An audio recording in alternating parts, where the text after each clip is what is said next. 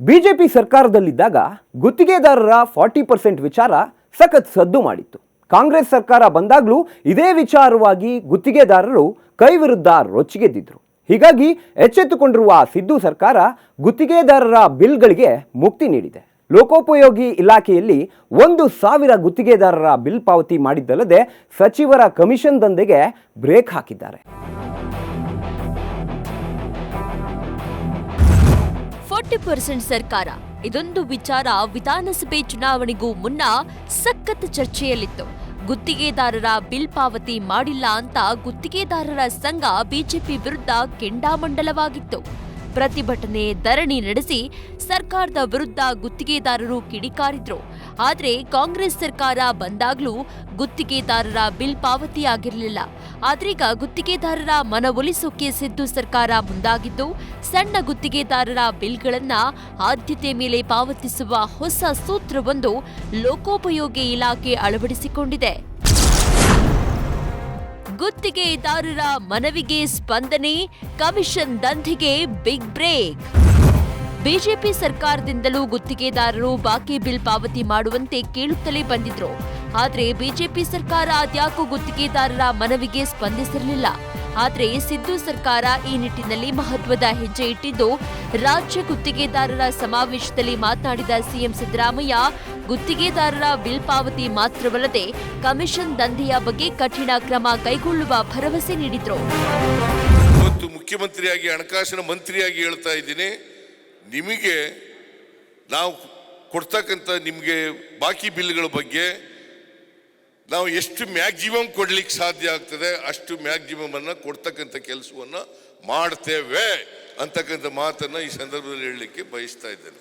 ಅದರಿಂದ ನೀವು ಯಾರು ಕೂಡ ತಪ್ಪು ತಿಳ್ಕೋಬಾರದು ಅಂತಕ್ಕಂಥ ಮಾತುಗಳನ್ನು ಈ ಸಂದರ್ಭದಲ್ಲಿ ಹೇಳಿ ಅತ್ಯಂತ ಸಂತೋಷದಿಂದ ನಿಮ್ಮ ವಾರ್ಷಿಕ ಸಮ್ಮೇಳನವನ್ನು ಉದ್ಘಾಟನೆ ಮಾಡಿ, ರಾಜ್ಯ ಮಟ್ಟದ ಸಮ್ಮೇಳನವನ್ನು ಉದ್ಘಾಟನೆ ಮಾಡಿದ್ದೇನೆ ಅಂತಕ್ಕಂಥ ಮಾತುಗಳನ್ನು ಹೇಳಿ, ಈಗಾಗಲೇ ಲೋಕೋಪಯೋಗಿ ಇಲಾಖೆಯಲ್ಲಿ ಗುತ್ತಿಗೆದಾರರಿಗೆ ಮೊದಲ ಹಂತದಲ್ಲಿ ಹಣ ಬಿಡುಗಡೆ ಮಾಡಲಾಗಿದೆ. ಜಿಲ್ಲಾ ಮುಖ್ಯ ರಸ್ತೆಗಳು, ರಾಜ್ಯ ಹೆದ್ದಾರಿಗಳ ನಿರ್ವಹಣೆ ಸೇರಿದಂತೆ ರಸ್ತೆ ಕಾಮಗಾರಿ ಕೈಗೊಂಡಿದ್ದ 1,045ಕ್ಕೂ ಹೆಚ್ಚು ಗುತ್ತಿಗೆದಾರರು ಬಿಲ್ ಪಾವತಿಯಾಗದೆ ಸಂಕಷ್ಟಕ್ಕೆ ಸಿಲುಕಿದ್ರು. ಆದ್ರೀಗ ರಾಜ್ಯ ಸರ್ಕಾರ ಕಳೆದ 3 ವರ್ಷಗಳಿಂದ ಬಾಕಿ ಉಳಿದಿದ್ದ ಬಿಲ್ಗಳನ್ನ ಆದ್ಯತೆ ಮೇರೆಗೆ ಪಾವತಿ ಮಾಡಿದೆ. ಈ ಬಗ್ಗೆ ಲೋಕೋಪಯೋಗಿ ಸಚಿವ ಸತೀಶ್ ಜಾರಕಿಹೊಳಿ ಅಧಿಕಾರಿಗಳಿಗೆ ಸೂಚನೆ ನೀಡಿದ್ದಾರೆ. ನಾವು ಇಲಾಖೆಯಲ್ಲಿ ಮಾಡಿದ್ರು ಕೂಡ ಇನ್ನೂ ಭಾಳಷ್ಟು ಕೊಡಬೇಕಾಗಿದೆ. ಮಾಡಿದಕ್ಕಿಷ್ಟಕ್ಕೆ ಅವರು ತೃಪ್ತಿಲ್ಲ, ನಾವು ಇಲ್ಲ. ಈಗ 25% ಸಮಸ್ಯೆ ಇರೋದು, ಇನ್ನೂ 75% ನಾವು ಬಾಕಿ ಇದೆ. ನಮ್ಮ ಥರ ಬೇರೆ ಇಲಾಖೆಯಲ್ಲಿ ಕೂಡ ಇದೆ. ಆದರೆ ಈಗ ಆರೋಪ ಮಾಡೋದು, ಅಸಮಾಧಾನ ಮಾಡೋದು ನಮ್ಮ ಮ್ಯಾಗೆ ಮಾಡಬಾರ್ದು. ಅವರು ಹಿಂದಿನ ಸರ್ಕಾರದ ಮೇಲೆ ಮಾಡಬೇಕು. ಯಾಕಂದರೆ ಅವರು ಅನುದಾನ ಇಲ್ಲದೆ ಎಷ್ಟನ್ನೇ ಹೊಸ ಕಾಮಗಾರಿ ಕೊಟ್ಟಿದ್ದಾರೆ. ಹೀಗಾಗಿ ಅದು ತಾರತಮ್ಯ ಆಗಿದೆ. ನಾವು ಹೊಣೆಗಾರಲ್ಲ, ಆದರೂ ಕೂಡ ನಾವು ಅದನ್ನು ಕೊಡಲಿಕ್ಕೆ ಪ್ರಯತ್ನ ಮಾಡ್ತಾ ಇದ್ದೀವಿ. ಸಚಿವರೇ ಹೇಳಿದಂತೆ ಸುಮಾರು 1 ಕೋಟಿಯವರೆಗೆ ಇರೋ ಬಿಲ್ಗಳನ್ನ ಪಾವತಿ ಮಾಡಲಾಗಿದೆ. 5 ಲಕ್ಷದಿಂದ 1 ಕೋಟಿಯವರೆಗೆ ಸುಮಾರು 1,045 ಜನ ಗುತ್ತಿಗೆದಾರರಿಗೆ ಹಣ ನೀಡಲಾಗಿದೆ. ಆನ್ಲೈನ್ನಲ್ಲೇ ಹಣ ನೀಡಲಾಗಿದ್ದು, ಈ ಮೂಲಕ ಗುತ್ತಿಗೆದಾರರ ಸಂಕಷ್ಟಕ್ಕೆ ಕೊಂಚ ಮುಕ್ತಿ ಸಿಕ್ಕಂತಾಗಿದೆ.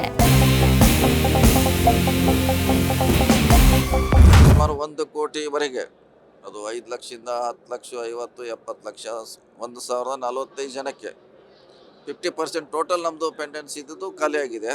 ಸೊ ಇನ್ನು ಬರುವಂಥ ದಿನಗಳಲ್ಲಿ ಹಂತವಾಗಿ ಮಾಡ್ತೀವಿ. ಮಾಡಿದ್ದು ನಾವು ಡೈರೆಕ್ಟಾಗಿ ಅವ್ರಿಗೆ ಕೊಟ್ಟಿದ್ದೀವಿ ಆನ್ಲೈನಲ್ಲಿ. ಸೊ ಇನ್ನು ಬಂದದ್ದು ಪರ್ಸೆಂಟೇಜ್ ವೈಸ್ ಕೊಡ್ತೀವಿ. ಟೋಟಲು 4,000 ಕೋಟಿ ಇದ್ದರೆ 1,000 ಬಂದರೆ ಎಲ್ಲರಿಗೂ 25% ಬರುತ್ತೆ. ಆ ರೀತಿ ಅಥವಾ 20% ಬರ್ಬೋದು, 25 ಬರ್ಬೋದು, ಡಿಪೆಂಡ್ ಅಪಾನ್ ರಿಲೀಸ್ ಮೇಲೆ. ಸೊ ಅದು ಯಾವ ಬರ್ತೀವಿ ಅದರ ಆಧಾರ ಮೇಲೆ ಅದನ್ನು ಪರ್ಸೆಂಟೇಜ್ ವೈಸ್ ಕೊಟ್ಟರೆ ಎಲ್ಲರೂ ಸಮಾಧಾನ ಇರ್ತಾರೆ. ಯಾರಿಗೆ ಹೆಚ್ಚು ಕಮ್ಮಿ ಆಗೋಲ್ಲ. 1 ಕೋಟಿ ಇದ್ರೆ 25 ಲಕ್ಷ ರೂಪಾಯಿ ಬರ್ತದೆ, 2 ಕೋಟಿ ಇದ್ರೆ 50 ಲಕ್ಷ ರೂಪಾಯಿ ಬರ್ತದೆ. ಆ ರೀತಿ ಮಾಡ್ಲಿಕ್ಕೆ ಪ್ರಯತ್ನ ಮಾಡ್ತಾ ಇದ್ದೀವಿ. ಲೋಕೋಪಯೋಗಿ ಇಲಾಖೆಯಲ್ಲೇ 4,000 ಕೋಟಿಯಷ್ಟು ಬಿಲ್ ಪೆಂಡಿಂಗ್ ಇದ್ದು, ಹಂತ ಹಂತವಾಗಿ ಹಣ ಬಿಡುಗಡೆ ಮಾಡ್ತೀವಿ. ಹೆಚ್ಚಿನ ಅನುದಾನಕ್ಕಾಗಿ ಸಿಎಂಗೂ ಕೂಡ ಮನವಿ ಮಾಡಿದ್ದೇವೆ. ಅನುದಾನ ಸಿಕ್ಕ ನಂತರ ಉಳಿದ ಬಿಲ್ಗಳನ್ನ ಆದಷ್ಟು ಬೇಗ ಪಾವತಿ ಮಾಡ್ತೀವಿ ಅಂತ ಸಚಿವರು ಹೇಳಿದ್ದಾರೆ. ಇನ್ನೂ ಪೆಂಡಿಂಗ್ ಇದೆ. ಇನ್ನೂ ಸುಮಾರು 4,000 ಕೋಟಿ ಇರಬೇಕು ನಮಗೆ ಕೊಡಬೇಕಾದ್ದು. 4,000 crore ಕೊಡಬೇಕು ನಾವು. ಇದು ಅಡಿಷನ್ನು ಬಜೆಟ್ನಲ್ಲಿ ಇಲ್ಲದೇ ಇರುವಂಥದ್ದು. ಇದು ಹೀಗಾಗಿ ಸಮಸ್ಯೆ ಆಗಿದೆ. ಯಾಕೆಂದರೆ ಫೈನಾನ್ಸ್ ಅವರು ಕುಡಿದು ಎಷ್ಟು ಬಜೆಟ್ ಇದೆ ಕೊಟ್ಟಿರ್ತಾರೆ ಅಷ್ಟೇ ಕೊಡೋರು, ಅವರು ಎಕ್ಸಸ್ ಕೊಡೋಲ್ಲ. ಹೀಗಾಗಿ ಎಕ್ಸ್ಟ್ರಾ ಇವತ್ತು ಕೇಳಿದ್ದೀವಿ CM ಅವ್ರಿಗೆ, ಮೋಸ್ಟ್ಲಿ ಕೊಡ್ತು ಅಂತ ಹೇಳಿದ್ದಾರೆ. ಕೊಟ್ಟರೆ ಸ್ವಲ್ಪ ಪರಿಹಾರ ಆಗುತ್ತೆ.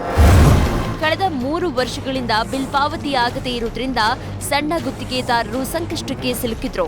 ಅವರನ್ನ ಮತ್ತಷ್ಟು ಆರ್ಥಿಕ ಬಿಕ್ಕಟ್ಟಿಗೆ ಸಿಲುಕದಂತೆ ರಕ್ಷಿಸುವ ಉದ್ದೇಶದಿಂದ 1000ಕ್ಕೂ ಹೆಚ್ಚು ಸಣ್ಣ ಗುತ್ತಿಗೆದಾರರ ಬಿಲ್ಗಳನ್ನ ಪಾವತಿ ಮಾಡಲಾಗಿದೆ. ದೊಡ್ಡ ಗುತ್ತಿಗೆದಾರರಿಗೆ ಅಂತಹ ಒತ್ತಡ ತಡೆದುಕೊಳ್ಳುವ ಶಕ್ತಿ ಇರುತ್ತೆ, ಆದರೆ ಸಣ್ಣ ಗುತ್ತಿಗೆದಾರರಿಗೆ ಆ ಶಕ್ತಿ ಇರಲ್ಲ. ಹೀಗಾಗಿ ಆದ್ಯತೆ ಮೇರೆಗೆ ನೀಡುವ ಸೂತ್ರ ಜಾರಿಗೊಳಿಸಿದ್ದೇವೆ ಅಂತ ಜಾರಕಿಹೊಳಿ ಹೇಳಿದ್ದಾರೆ.